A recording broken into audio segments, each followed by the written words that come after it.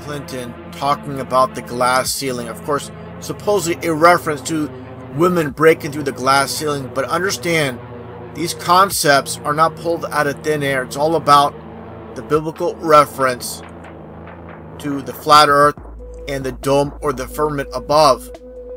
Biblical cosmology, the firmament is the structure above the atmosphere, conceived as a vast solid dome. Just like you see here, this depiction with this female breaking through basically the glass ceiling or the firmament, as I shown here. Now let's take a listen to Hillary Clinton, actually in her own words. I know we have still not shattered that highest and hardest glass ceiling, but someday someone will, and hopefully sooner than we might think right now. Again, it's all about the occult. They know the Bible inside and out. From Job 37:18, it talks about how the sky is spread out, which is strong as molten looking glass. So again, they don't just pull out these concepts for the glass ceiling out of nowhere. Okay, that's what it all comes down to. It's basically a representation of the firmament or the glass ceiling above the earth. Now you see here the sun and the moon within the firmament. Okay, this is all biblical reference shown here before with Genesis 1:16. And God made two great lights, the greater light to rule the day and the lesser light to rule the night. Made the stars also. No planets are mentioned. And why is that? Because these so-called planets are nothing more than wandering stars. And why do they shine? So-called planets like stars, but that's all they are. That's what it comes down to. And also taking a look at the very beginning of the Bible with Genesis 1:14. And God said, "Let there be lights in the firmament of heaven to divide the day from the night, and let them be for signs, for seasons, and for days and years." So it clearly states the two lights, the lights, are within the firmament, as you can see here in this representation.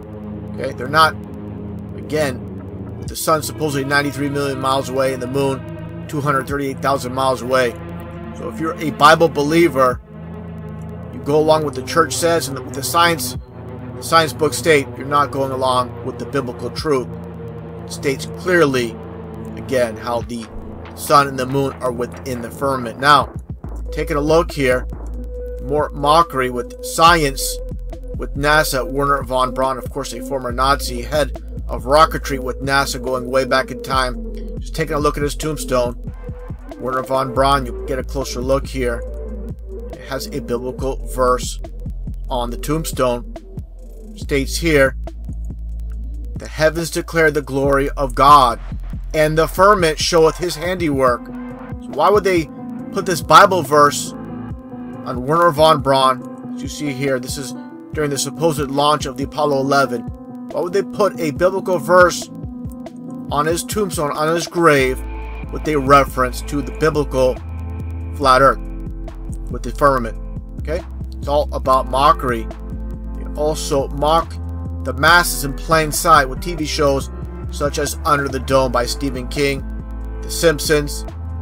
As you can see here, basically the representation of the flat earth with the glass ceiling or the firmament. And also with this episode from The Simpsons where Homer hits a home run. Take a look. Steroid Santa Claus kicks and deals. It's a long fly ball going back, and the ball shatters the sky, bringing the ocean itself down into the stadium. Millions of people have seen this. They have no clue of the entire concept. This is biblical. Very literal, with the firmament above the flat earth. You might say, what about asteroids? So-called meteorites falling to earth. Nothing more than falling stars within the firmament. What it all comes down to. Now some might say also, what about day and night? How is it possible with the supposed sun, shining above a flat earth? Wouldn't the whole flat earth be illuminated? Of course. You need to understand, with the sun not being 93 million miles away, it's much closer. Now let's take a look at this footage, as I've shown several times, of this man during his Alaskan cruise, showing this very interesting footage, basically night and day at the same time. Take a look. Here's on our balcony. It's about 10 o'clock at night. It's almost dark. It's amazing. You can see the moon shining and reflecting brilliantly on the water. one thing to notice, of course, as the Bible states, the moon and the sun are lights. So basically, the moon creates its own light. It's not a reflection off the sun. Just take a look as the camera pans over. Then as you pan to the left, it's actually still daylight over here. There you go. Day and night at the same time. So let me just scroll back over here. Go back to the very beginning. You can see again the moon and again the sun, or the sunlight I should say, at the same time. How is this possible on a so-called ball Earth? Again, this is exactly what Hillary Clinton again is talking about. For all you ball Earth believers, understand one simple thing: all NASA gives us is nothing more than composite images of the so-called ball Earth. Until you can provide a real photo, you don't have a leg to stand on. All you have are these so-called blue marbles where nothing matches up from 2012 to 1997. If you watch my videos, you know I cover this many times. This is all for reference to anyone that's new to my channel, that's new to my videos. Again, you want to debate ball Earth versus flat Earth? Show me a real photo of the so-called ball Earth satellites.